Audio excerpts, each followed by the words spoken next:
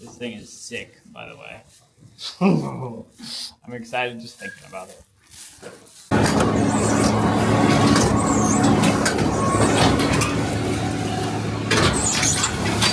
Yeah, we're bundling these.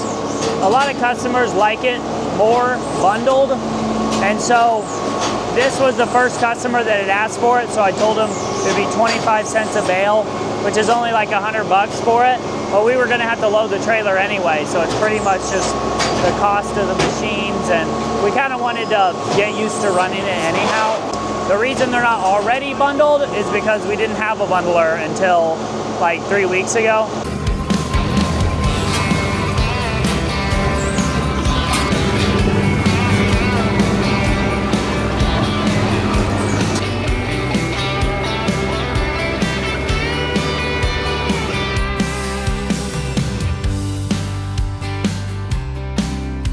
This is the basically the universally recognized best bale bundler there is.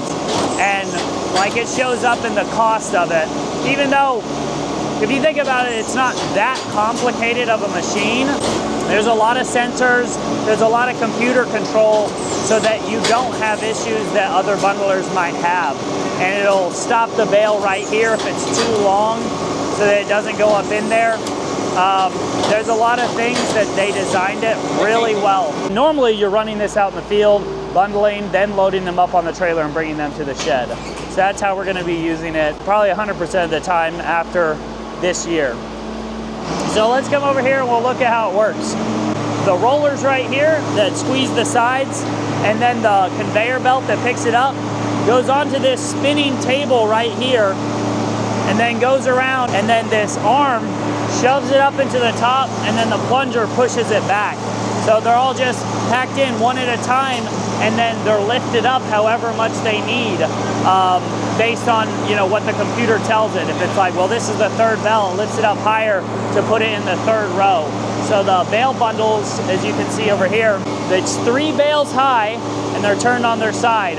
And then we have it set where it's 7 bales long. You can do different amounts, but this is what pretty much everyone does, is the 21 bale bundles.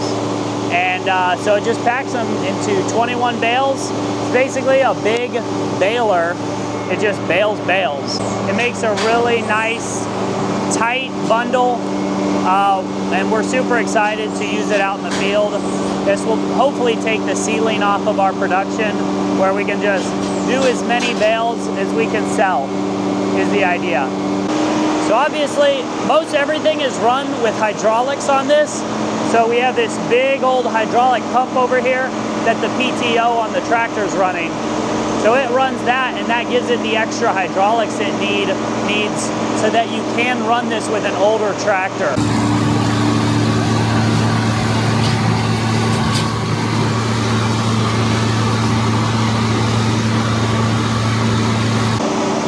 Hey, that's not the issue.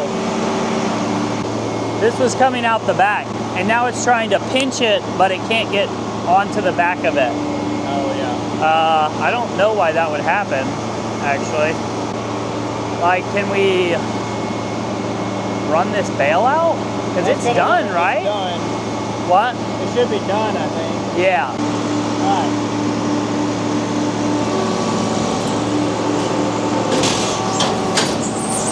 Curious to see how this comes out. I don't know what happened. It's probably user error, most likely, somehow.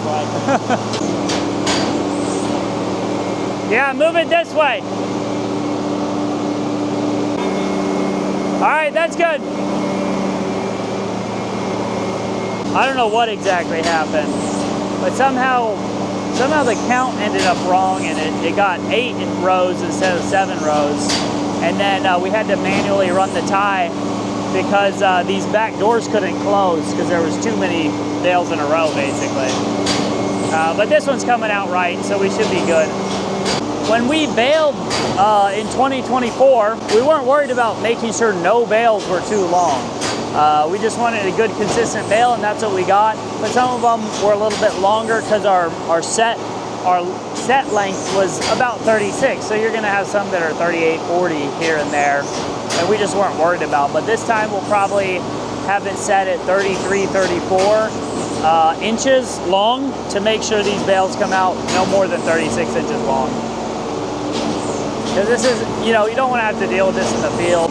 As far as the amount of time it takes to bundle in the shed here, it's really not much longer at all than just loading the trailer by hand.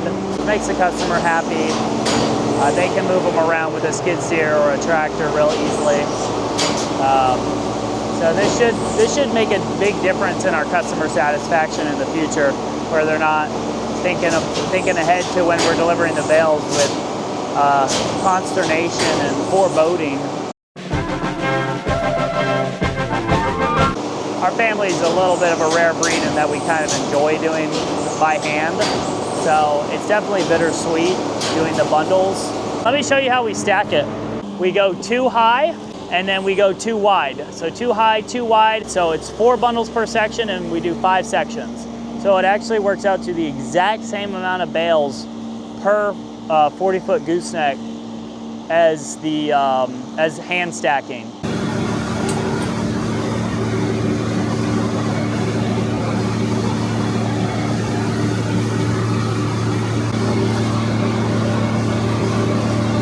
What happened that time? Too long, the one got in. It didn't go all the way through, so I thought I'd just give it a little nudge. You decided you didn't like that. Yeah. I mean, it says everywhere, it's like, do not put in a bale more than 36 inches. I mean, I think it will take a bale more than 36. It's just, these are probably like 40 at least.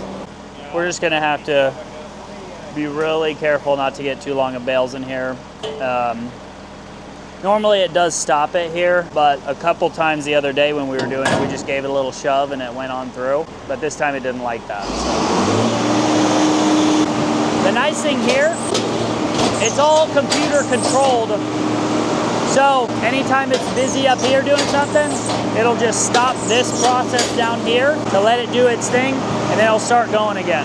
This bundler has been an awesome purchase, and another awesome purchase I want to talk about is the Camel City Mill socks. These things are tough, they're durable, and they'll keep your feet nice and cool in the hot Texas summers. These things come with a 10-year warranty. So if you get a hole in the bottom here, you can just contact them and they'll send you a new pair of socks. So this is going to be the last pair of socks you ever own. And these will keep a hard farm life going. So click the QR code here or the link in the description and enter Farm Life 10 for 10% off your order. Camel City Mill socks, definitely recommend.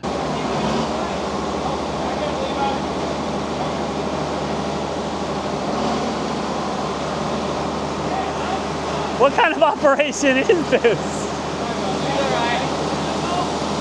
Is bro okay? Okay. It's nice to see the shed getting empty. It was a very, very slow November, December. And so I decided to run a sale in January, see if we can move more bales. And I don't know if it's because I ran a sale or just because people started needing bales. We're selling a lot of bales in January, so I'm really happy about that. We're running low on string bales. I would say probably 90% of customers want string bales more than wire. It's just an easier thing to work with generally. You just kind of cut it with a knife and you're done. Wire bales, you have to get a wire cutter or something like that. We've got all the string in here. It looks like it's 4,000 feet per ball, 440 pounds on the knot. So this all came with it, which is good for us because we use a lot. There is some expense, obviously, with the string. So I think we did a calculation. I think it's like 5 cents a bale or something like that. This is that bundle we busted earlier. So he just cut the strings. We're gonna run it back through the bundler and bundle it again.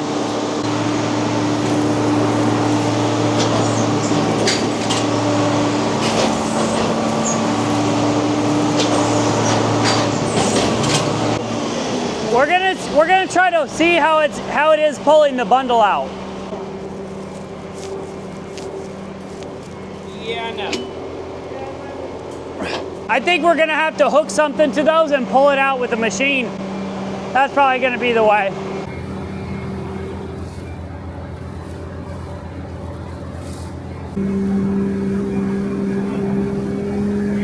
Yeah, we're gonna see how it works pulling this thing out. It's pretty tight in there, so kind of have to pull it with the skid steer.